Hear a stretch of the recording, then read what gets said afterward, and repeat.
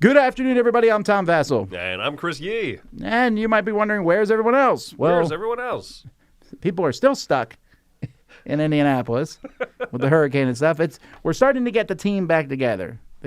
We're getting the gang back. What's it? We're getting the band back together. The band back together. Yeah, exactly. It's coming. But happily, not a lot of great stuff on crowds. Well, there's some good stuff. I don't want to say it. I don't want people to come in thinking negative things. There's some interesting things. Like I said, happily. Welcome, Chris here. Look at this junk.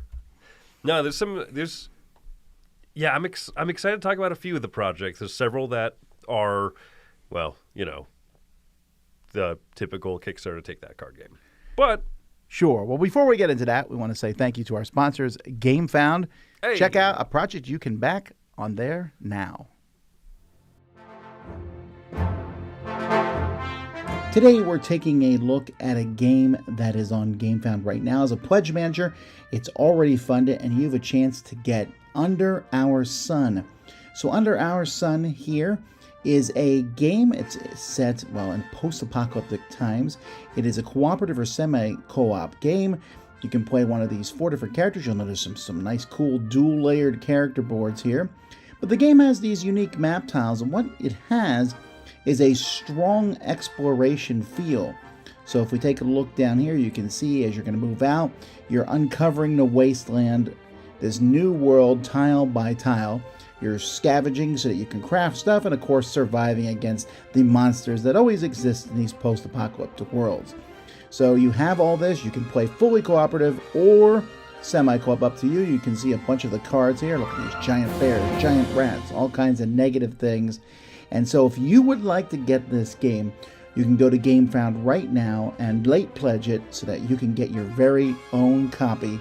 That is Under Our Sun by Tabletopper Games. We also want to say thanks to some of our backers. We want to say some of our Kickstarter backers. We say thank you to Melanie Lauber, Volker Koch, Mark Incledon from Adelaide, Australia. I'm just going to interrupt and say that Wendy went through the list this morning and stopped right there for you, Tom. Thank you, Wendy. Odd Glodek, Loopy, Hey, Mathia Gosselin, Conrad, the Wallace family, Jason, Vanessa, Reagan, and Oliver. Might be Regan. I'm never quite sure how to pronounce that. I'm not sure either. I've heard both. So Reagan or Regan, thank you. Trusty Turtle.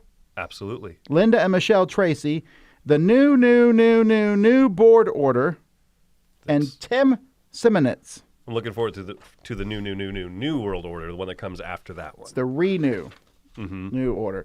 All right, folks. This is an interesting week. We take a look. If you've never watched this show before, we take a look at projects on Kickstarter, on Gamefound, on BackerKit, sometimes on BackerKit, and that are ending in the next week-ish or so, and ones that I'm interested in looking at. And we talk about them randomly. Here we go. All right. So first we have Fantasy Map Maker, Improved Edition, and Map Pack. I can't pronounce today. So it took me a minute to look at this and be like, wow, these are really gorgeous. Oh, this is actually a roll and write game, because the way that they illustrated them, they looked so good. I was like, oh, is this like a fantasy map maker for your D&D campaign? Mine aren't going to look that good. Yeah, I'm sorry. Here's the thing. I think the idea of a map roll and write is an interesting one. Cartographers has been doing this now for like 5 years. Sure. But the idea where they show, where's the map? Like, it was at the very beginning, right? No way. Because the top of the page, you put the numbers and the different wedges and the blocks and stuff. I'm capable of that. I think, though, what I would say is that Wendy would really like this game. And this is a disagreement we've had where games that require me to kind of like doodle and roll and draw stuff in, I just tend not to like them as much. And I like them okay as long as it's easy. Yeah, but Wendy adores it. I think that this is something she would really enjoy because she has some artistic skill to her, and I do not. But this might be a cool roll and write game. I don't know. Well, Joey's stuck in Indianapolis. Otherwise, he would have backed this. That's true. So, because there's a print and play version. Haven't helped him. All right, SMÄK. Or, I'm sorry, SMÄK. SMÄK. Is that an that A? I'm not sure. So it depends what language it is. If it's German, it's pronounced like right? So Heidelbeer, the company, Heidelbar. Oh. Yeah. But I don't know what language this is. Why do I want to see a unicorn getting cut in half? Because it's funny. Yeah, I don't know. I mean, the artwork's cute, or as cute as a impaled unicorn gets. Right. Chainsawed in half. Also, you're cutting Big stars, and I don't know. If this were anything but a straightforward take that card game, this is what I was talking about earlier, at the beginning. Like, this is the type of stuff I see on Kickstarter. I go, I know it's not for me. I know it's for other people. And this is good, attractive art. I think the best thing about this page is that they have the kid-friendly version as well as the I didn't see that. Where is that? It's back up a little bit.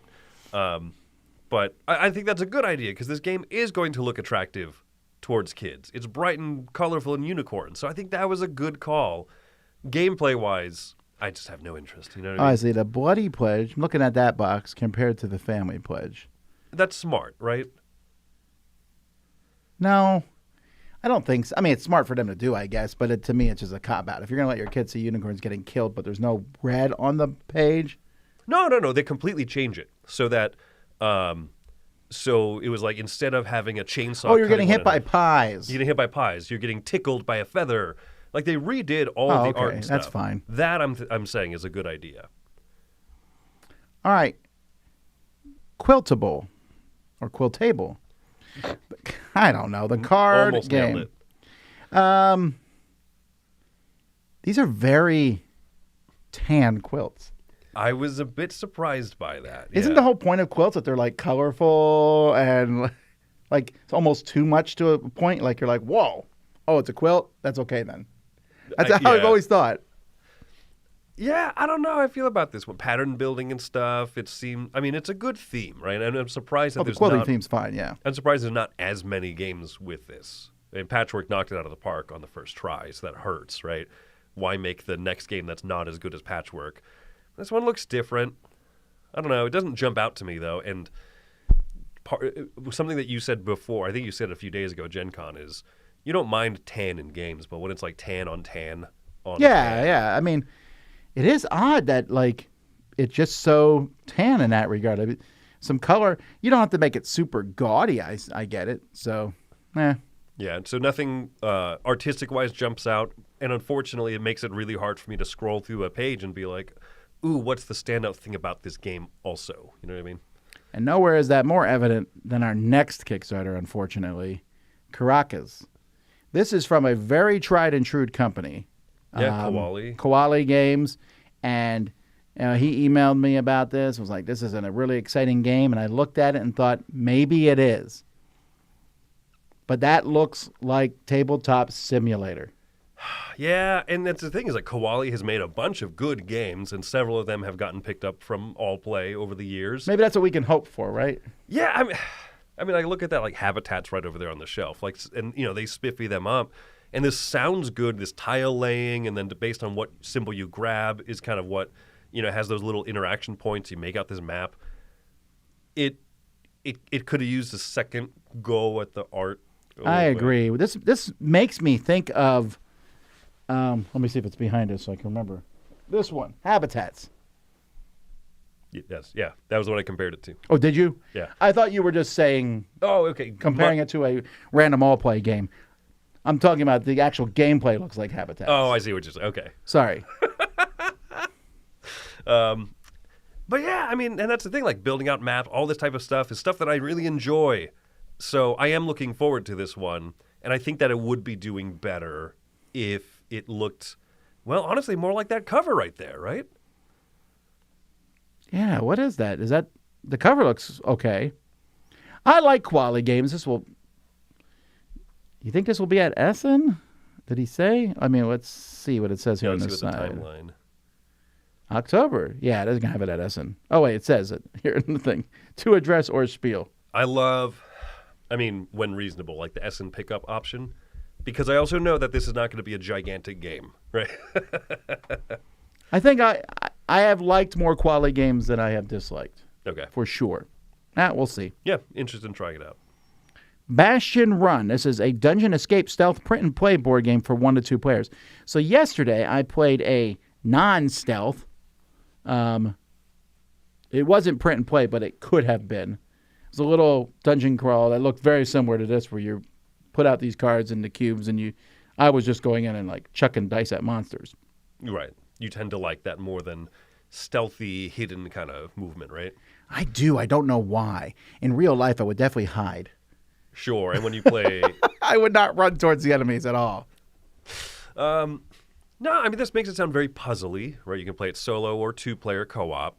And I guess there's like a pig that's kind of running through, and I'm trying to figure out if the pig moves on its own or if it's something you have control of, right? Because that could be a fun little gimmick. Like, oh, sorry, the hog is like going through the dungeon. You're like, quiet.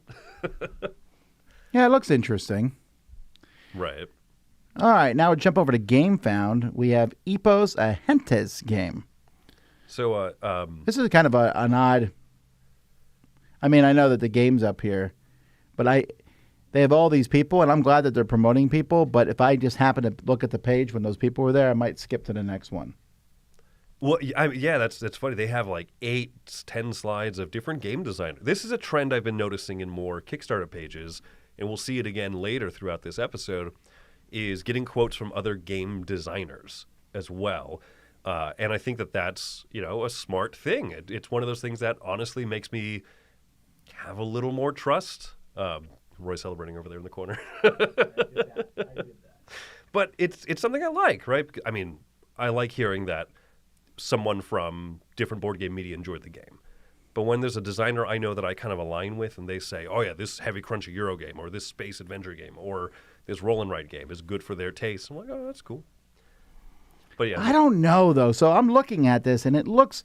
I have not played Gentes. It's one of the few games from that genre, that group I have not played. I played all the other ones that company came out with. What's the one you trade? My mind has gone blank. Spielworks did it, and then Tasty Minstrel did the deluxe. This one looks a little spreadsheet-ish. Again, I don't think the components are fantastic.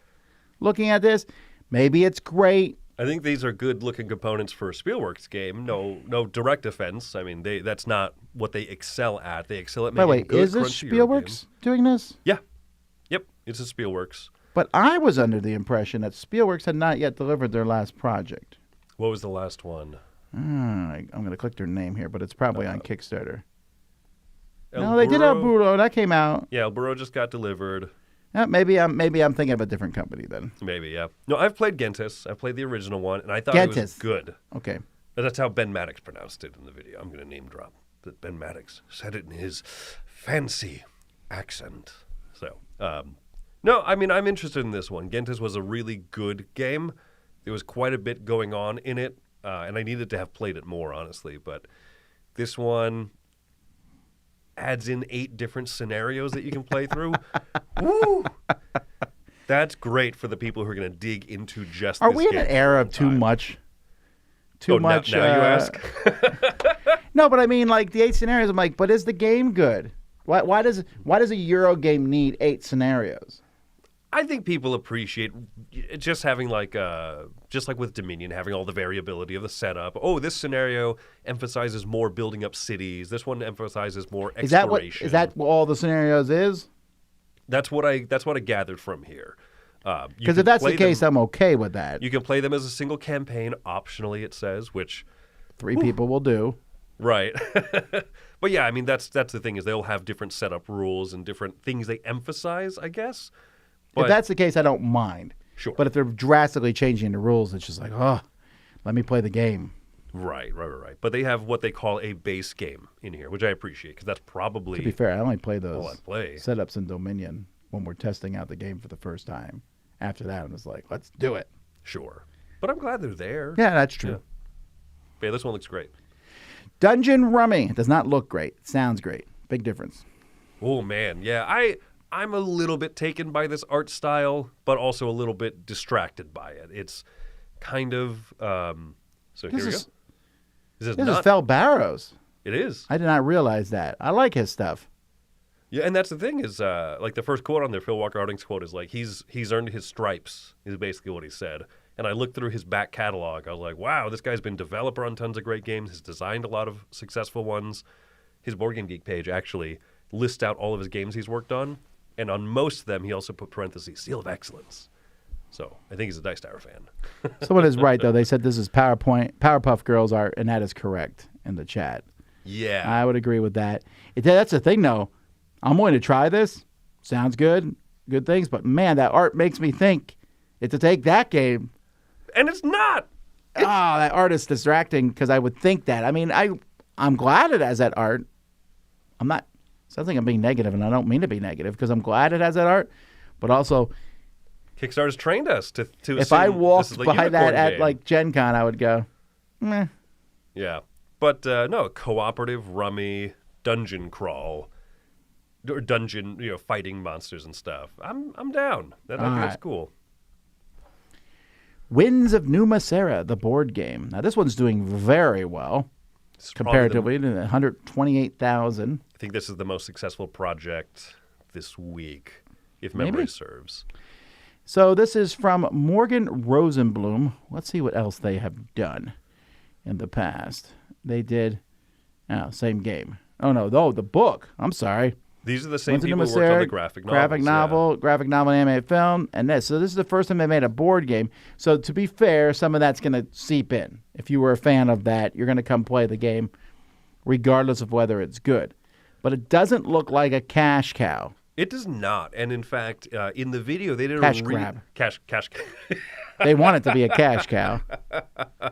The video did a really good job. They highlight, hey, we're not, familiar with the board game space. We consulted with Direwolf and Unpub and all of these different board game companies, and then they took it onto, to multiple conventions, and they play tested there. They got feedback. It looked like they're going about this really well. I mean, it helps too that you have a fan base from the graphic novels. They have amazing art. And I'm curious because on the board, they also come with dry erase markers. You write different stats in different areas as well as the card play. So looks like it might be. I'm more hopeful than not on this one. I don't know if you have. I agree. No, I think this looks good. This looks like that nice middle of the road. Hey, this is a Euro style game with a strong theme, and the theme is stronger than the mechanisms. I'm hoping. Now, I am hoping that the rules aren't particular. I didn't look at the rule book length. There is a lot of text on the cards. That worries me a bit. Here's the rule book. Let's see. How long do you think it is? 46 pages is a lot. Ooh, how much is lore? But there's a lot of pictures. There's a lot of pictures, so it's a good look. Well, that's a very good looking rule book. Okay, I'm less worried now. If you have, oh no, these I like that. This is a great looking rule book. Interesting. Yeah, 10 out of 10. I'm just making numbers up. But yeah, but if they're using a lot of space for I'm okay examples and yes, that's a great looking rule book. All right, cool. All right, don't let us down. Don't let us down. Now let's talk about just another board game. Mario Party, the board game. I love this. The one game that tests you mentally, physically, and emotionally. Not spiritually. But those three. And it's like, what? Don't all games test you mentally and possibly emotionally, depending on the other players? I guess, yeah. Maybe not physically, though. If it's a dexterity game. This one's going to make me do jumping jacks. This looks like a train wreck, although a very nicely produced train wreck. What is Homer Simpson's middle name? Oh, I knew this. Jay. I knew this. You know how I know it? Because it's my middle name. It's your middle name, yeah. The J stands for Jay. See? Yeah, this is roll a die, move around a board, land on trivia space, or action space, or draw a card and move forward 3 extra steps space. I really like Mario Party as a video game. Like every part of it except for the board game. I know. I watch my son play it, and I'm like, aren't you mad that you lost because Bowser just rolled better than you? Or the star appears like right in front of another player. Yeah, the board game. I mean, those little party games are amazing. They really are. But the party game of it is terrible. All right. Well, anyway. All right. So now we have... No, this is the biggest project of the week. Oh, I'm sorry. You're right. Dead Reckoning Port of Call from AEG. So we just talked about this recently, that there was a new expansion coming, which is Port of Call. I guess that's this one here. Did we talk about this last week in crowdfunding? I don't think we did, but maybe we did. Wait, did we? Oh, we guessed the all-in pledge or something, didn't we? No, this was in the van. This was on the drive up to Gen Con. It felt kind of like crowdsurfing because, yeah, Joey was there. And that's right. Okay. So in the van. So there's this captain's chest, and that's right. And because I don't like the captain's chest. I don't like it. I don't want it. Stop making square boxes that are hard to. This has straps. You can carry it. It's still going to be hard to pull it off the shelf. I feel like. So let me reverse the question. Do we have too much stuff? Yeah. Well, that I agree. And I was just saying, I think games don't always need 85 different ways to play them. Puerto Rico is fine as is. Right. And I don't think that if your game comes with carrying straps, it might have gone too far. To be fair, though, people really do love this game. Yes. And if you want Dead of Reckoning, this is a good way to get it. You'll get the game. You can get the first expansions and the 540. It's a lot of money. That's more than Marvel. That's more than DC United was. It is. It is. But what does it come with? Oh, the neoprene mat. There's only 4 expansions. Well, it comes with that giant chest and the straps. They don't sell it piecemeal. It's all together. Build your own bundle. $45. That's interesting. That gives you $55 credit when you build it. Yeah, I mean that's it. I'm kind of making fun of how much stuff there is here, but Dead Reckoning is clearly a very beloved game. I haven't tried it yet. I'm actually more excited about this expansion just because it is more easily insertable into the game. The other ones were like Saga's, like a more storyline thing. So, yeah, the captain's chest. The upgraded buildings are kind of cool. Upgraded cargo's awesome.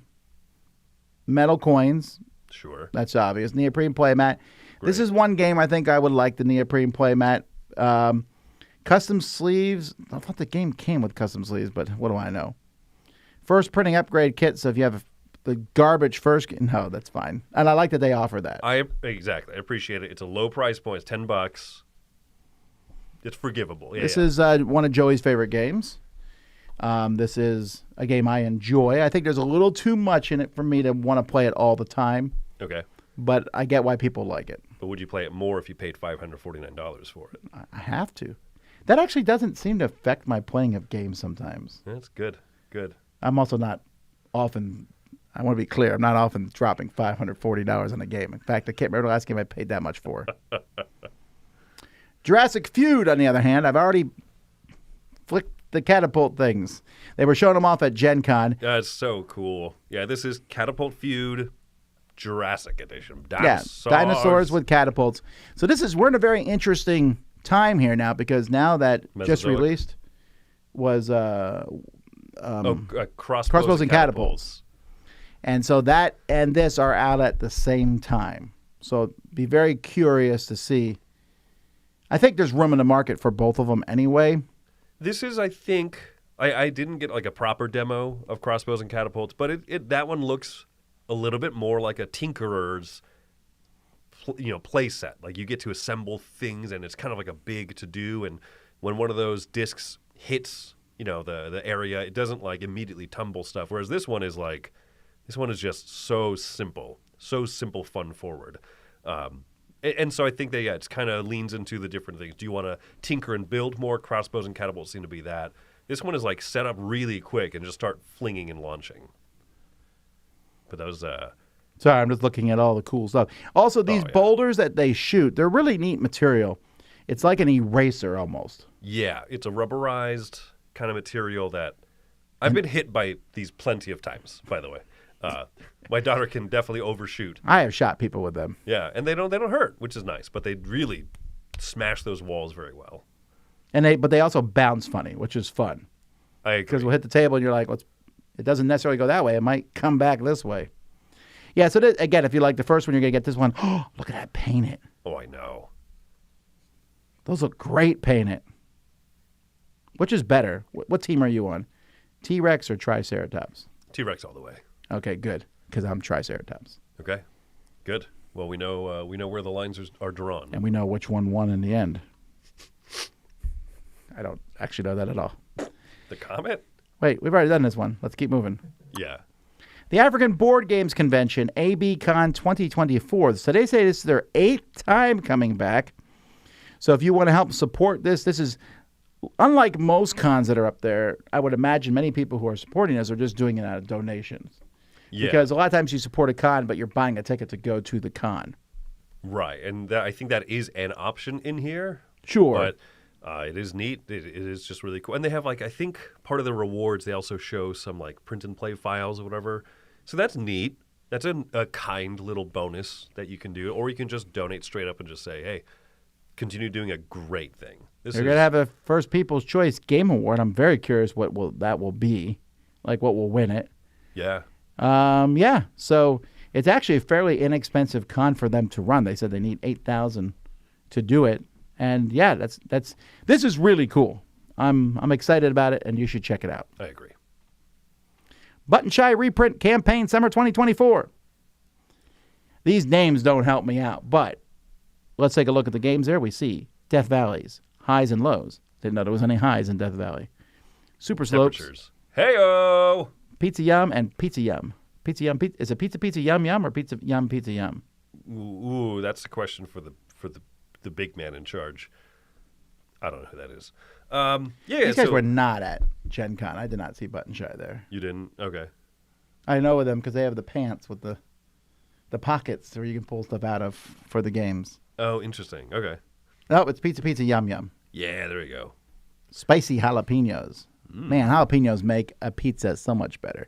I had that garbage pizza The at Gen Con, but because it had jalapenos, it was fine. Oh, I never got to try it. You're not gonna ever that will not be something on your deathbed someday. You'll be like, I wish.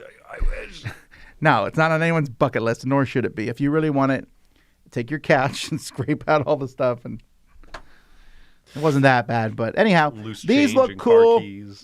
I always tell people, check them out. This is not particularly pushing a specific game. This is just, hey, do you want some of their games?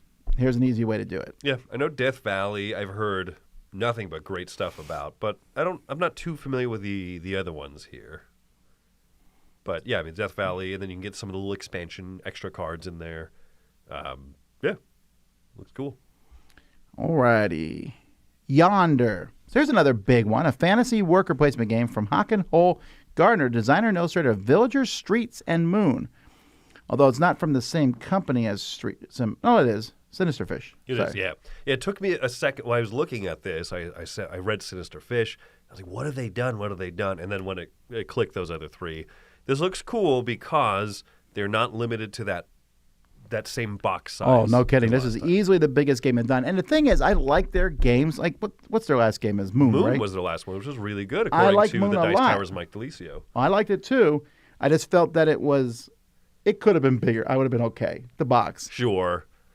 I'm glad that they broke form factor for this one because this looks neat. Different classes of workers that you can place out there with different abilities. I like that. I like that a lot. I'm a huge fan of that.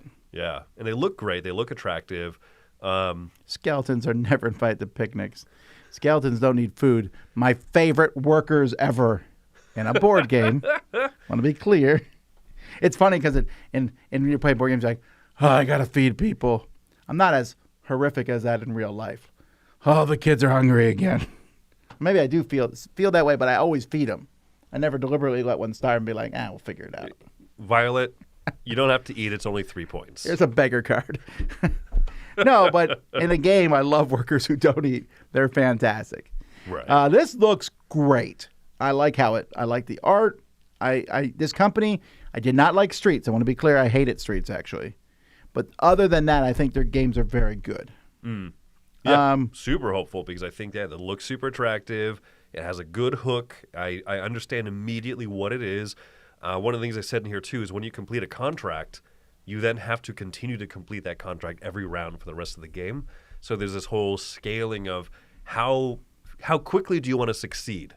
That's one of those issues is in the real world of business, right? Is are you scaled up to the point where you can have a mega success, or is that going to end up, kind of leading you dry? So this sounds neat. It sounds really good.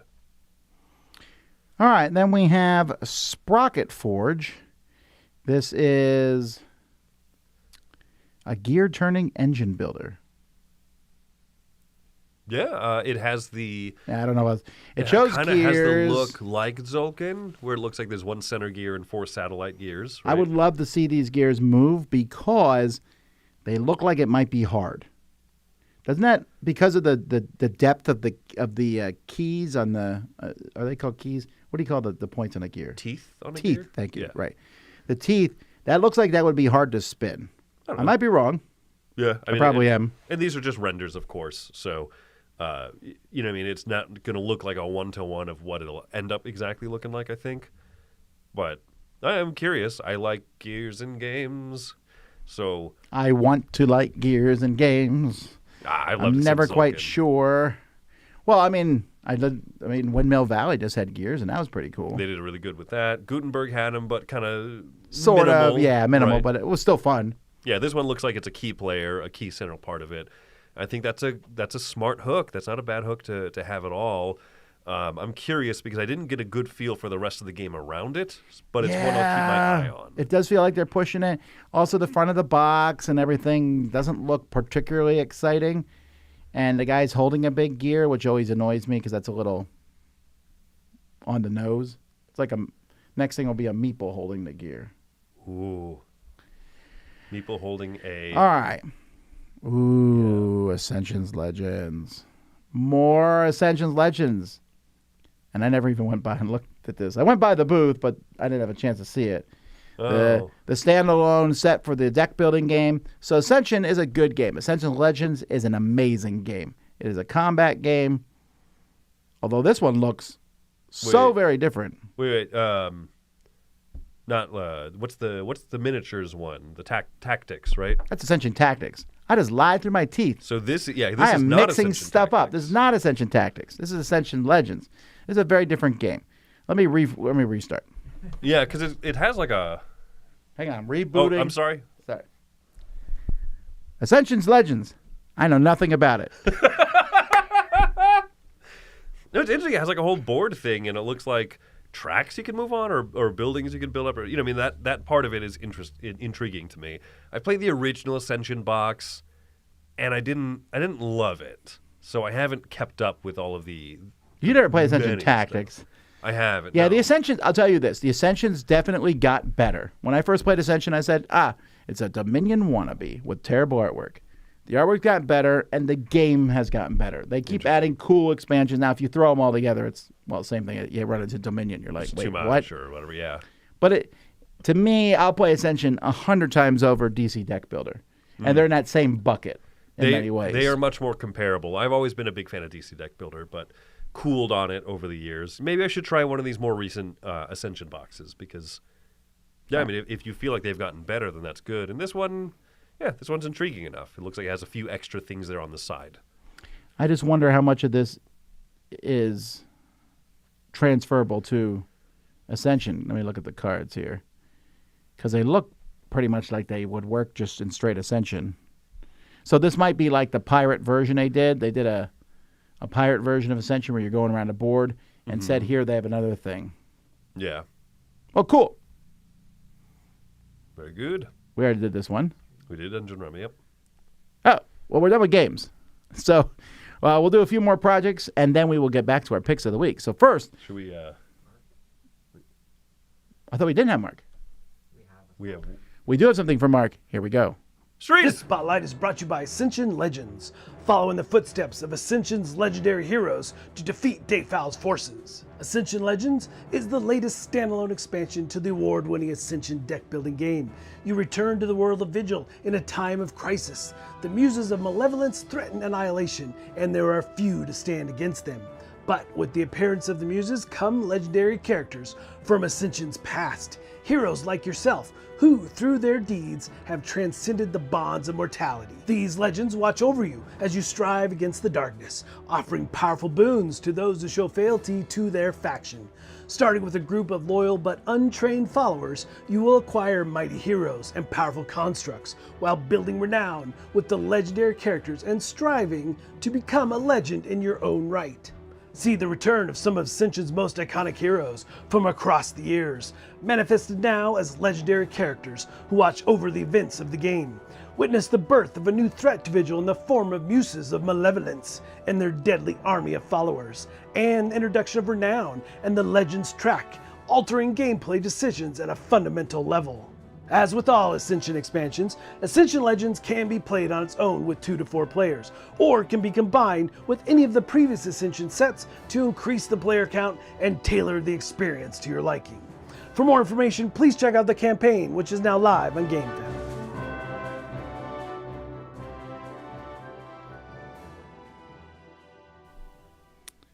All those questions I had, I should have just waited for Mark. I guess so. Always wait for Mark. Always wait for Mark. That's what I've learned. Alrighty, let's jump to some non-game stuff. We have Codex Quest, customize your puzzling adventure. So this is sort of gamey. It's gamey, but it's in a completely different realm of that like puzzle solving, codex cracking thing. This looks wildly impressive. I agree. I'm worried about the amount of pieces that are in it. It better work. You know what I mean? Sure. Mechanical stuff. It looks really cool, like you're slowly unlocking a book and everything. Did it say in here if you have to build it? Because I hate the ones you have to build beforehand. Of course, it's much more expensive if you don't. I don't know. I would assume that you wouldn't build it. It's assembled. 150. Yes. Okay, well, that answers. Unassembled, 250. Wait, I'm confused. Wait, what? A 2-page book. I don't know. Late? You'll put it together. Oh, you can customize it yourself, I guess. Oh, okay. Not a lot of people are backing those. 400 is where people are backing it. A 5-page book. So multiple puzzle. Yeah, more pages, more puzzles to kind of work through. That makes sense. So the assembled 5-page book is 400. The unassembled, which is already gone, is 200. Oh, interesting. I would not want to assemble it myself. I would like just to mess with someone else's thing and open up the things. I don't know what there is. There's something about when you put in the combination and physically see that lock snap in the escape room. I love it. Some of these things are so impressive too, where the slide thing pops open, and you're like, I wasn't expecting that. So this guy has 3 creative projects. It looks like. Yeah. Were they other things like this? Do you know? Let's find out what Brady Whitney has done. Brady Whitney has also done, yes, the same thing. Okay. Yeah. No, His first one looks like a Bible. That's a big book. The Action Bible. Yeah, I mean, that's impressive. And if he's done it multiple times, I'm less cautious, but it looks cool. Would you like a pocket-sized turtle robot that does Kung Fu? No. I like it just, this whole, let's touch. Woo! Is that worth the 99? This feels like Fingerbot all over again. I've watched too many sci-fi movies. I've watched too many cautionary tales, right? This thing... If they're on 4 legs, they're friendly. Ooh. Robot 4-leggeds have a better ratio than 2-legged. The more human they look, the worse they are. Yeah, I guess, right? But, this thing has 99 play modes. One of them, number 79, I think was, you can get a bunch of them together and they activate what's called swarm mode. Yeah, that sounds a little terrifying. Nope, cancel also, that. Look at this guy. He's training it. Look at him. He just keeps throwing it on its back. That's cruelty. And there he's holding it, and its legs are moving. It looks a little too cockroachy for me. I don't hate it, actually, but I'm not getting that. Also, it's technology. I've learned my lesson. Now they're doing what is going on? It's doing calisthenics. Look at that. He's messing up the keyboard. There's no way it's actually typing stuff. There's no way. I think it's supposed to activate, be cute and in the way mode. And I can't imagine anything I would like less. I was like, there's a robot that's typing, and I type it on my phone, and it types on the keyboard. I'm certainly saving time there. Oh, yeah. All right. But a robot secretary would be awesome. You'd say stuff, and I don't know. All right. You just want Rosie from the Jetsons, don't yes. you? Well, I don't know. She seemed like she'd punch me. Yeah, she had some sass. I like that. I'm going into this one talking about how I'm not a golfer, okay? I do know that golf bags are quite heavy, yes. and that's The whole reason they have underpaid people over the past 200 years to carry those bags around. Now we're going to put those people out of a job by bringing in a motorized thing. I just can imagine, like, a couple guys come golfing. One guy comes up to motorized. You're like, this guy. Here's Phil. What you need to do is you need to mix the last two projects together. You guys have a four-legged, like, carrying your golf clubs around. That wouldn't be intimidating And what at if all, this? right? And if this breaks down halfway through the course, you're having a terrible day. You're like, now I got to carry the robot and the golf clubs. Yeah, you thought your golf bag was heavy. Add hydraulics to it. Also, how much battery is that going to have? Like, drones don't last that long, and they're smaller. You know what would be amazing would be if this thing were big enough maybe to, like, ride in. Like, you could transport yourself with it. All right. Golf courses will one day come up with that technology, Tom. Well, again, I don't do a lot of golfing, and this is not changing my mind. All right, one more project. Foldus, the portable companion for effortless reading. I love projects like this. So, would you like to read and then not eat at the same time? If you come to my house and look through my physical books, you might notice kimchi stains through a couple of them. Because it's hard to hold your book open and eat at the same time. You might argue and say, you shouldn't do that. Shut up. I want to eat and read at the same time. Kimchi stains particularly. Did you just choose the most stainful food, or are you Kimchi often... stains just always get on there. They don't come out. Yeah. And it's like still red a long time later. I Um, don't know that I would buy this. Oh, I thought that was said Emory Harris for it. It's Emily Harris. I was like, wait, Emory has this? Oh, Ian McKellen has it. Emily Harris. All right. Well, there we go. It's a music stand, right? I don't hate the idea, but I hate the part about turning the pages and sticking them underneath that. They're going to get caught. See that? You're going to rip a page. I know this for sure. Right. It depends. What do you care more about? Ripped pages or kimchi stains? If this is such a thing, you could just use a Kindle. You know, that's the thing. A Kindle does pretty close to the same thing. Yeah. I don't know, right? Because I like reading. I like the freshness of books and the experience of books, as people always say, as opposed to e-readers. But if you're getting too mechanicized here, then you're not having the organic feel of the book. So let me ask you this. Sure. I need to know. I always see in movies, there are people who are in pictures, people are reading books in the bathtub. Have you tried that? It's so hard. There's many things I have never done in the bathtub, including have a 4-course I don't need to hear meal the with list. wine. Oh no, you started this conversation. I don't need to know all the information. I'm just saying a book. But you come on, you've seen pictures of people like reading and the bubbles like up here and they're reading. Oh yeah, it looks so relaxing and stuff until you're like, okay, one of my hands got wet. This entire system has fallen apart. I know. I've tried this multiple times and I end up reading 3 pages and then throwing the book because I don't want to get it wet. So I'm like throwing it to another. Someone's got to explain to me how you do it. Let me tell you about the time I've tried to make toast in the bath. It's not good. That was your clone who's dead. Anyway. Or am I the clone? I just all the time you see people reading. I'm like, so you're not ever going to get your hands wet at all. Also, getting in the tub, holding the book, getting out, holding the book, it's a mess. The whole thing's a mess. This would solve that problem. You need a 4-legged robot butler with one of these on its back. We're just mixing. Bonnie says we need a little bot that will hold the book for you and change the page. Yes. Now I just put up the iPad and watch a movie. I've given up. Also, I don't have a bathtub anymore because I moved. All right. Well.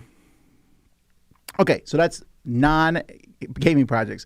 Let's take a look at picks of the week. There's only 2 of us, but no, I lied. There's 3 of us. Hey there, everybody. It's Mike DeLisio coming to you from the Midwest Annex. My pick of the week is going to be Yonder. This is a game that is coming from the designer of Villagers and Streets and most recently Moon. And I've tended to like those games. This looks like something that's a little bit different. It's in a bigger box. It's a worker placement style game. So I am intrigued by this. I love the look of it, as I've really liked of all of those games. And the gameplay looks like a little bit different than what I usually get from this designer. All right, well, that's going to do it for me. Let's see what's happening down there in Florida. Mike went first, but I'm copying him. Same thing. Yonder is my pick of the week. I think it looks fantastic. It looks different, but it also looks a lot of fun. And anytime you have workers that are different, I'm on board. That's one of my favorite mechanisms that games do not use, is different workers. No, this one's great. I'm very excited about it. I'm going to give my nod to, what was it called, Dungeon Rummy? Or the Battle Rummy? This is a good look for me. Cannot remember what it was called. Dungeon Rummy. Dungeon Rummy, It's not baby. a great name, I think, but maybe it is. I don't know. Yeah, but I'm excited about this one. Like you said, the pedigree of the game designer, and then the fact that it has this goofy art, but it looks like a real game behind it. Because I'm always attracted to this type of art, like that unicorn game earlier, but there's never really seeming like a good game behind it. This one seems cool. I like the idea of cooperative Rummy. I like the idea of trying to go through these different bosses and stuff. So yeah, it's the thing I'm most interested in this week. Yep. So the Joe is here. He picked Dead Reckoning and back all the print plays. And there, now I just saved you some time. There you go. Thanks, everyone, for watching. And we will be back tomorrow morning. We're not doing Board Games Smorgasbord because we were just at Gen Con. But we will be doing the news tomorrow afternoon. But in the morning, we'll be playing a game live. What game is it? That's for you to know, for us to know, and you to find out. But also for us to find out, because we haven't picked the game yet either. So we'll see you live then. And don't forget, Friday, we're playing HeroScape live. The new version of HeroScape, of which mostly only some people here have played it. Roy says he's only ever played it against kids. So it'll be no different playing me. True. Zoom. Until next time, I'm Tom Vassell. I'm Chris Ye. Have fun back in games.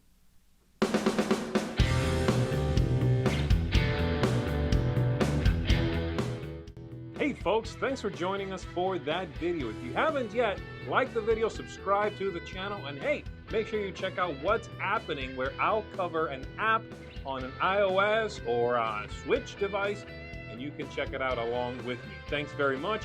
You've been watching The Dice Tower.